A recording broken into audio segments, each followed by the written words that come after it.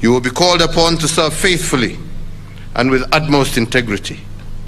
You will be required to be the hope of those who are hopeless, the shield of justice and the enforcers of law, who do so, as you have just said in your own oath, without fear or favor.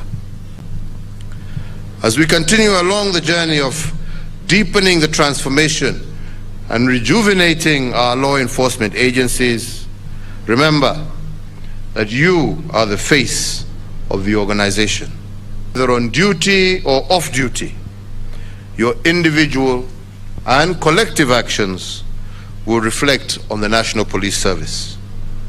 Therefore, be ever respectful, willing to aid and assist, and committed to ethics and integrity.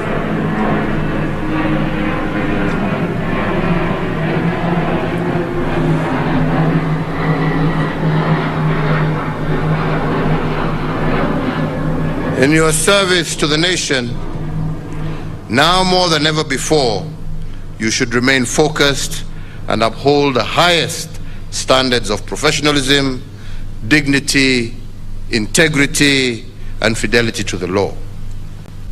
The whole world has walked through the valley of the shadow of death as we combated the coronavirus pandemic.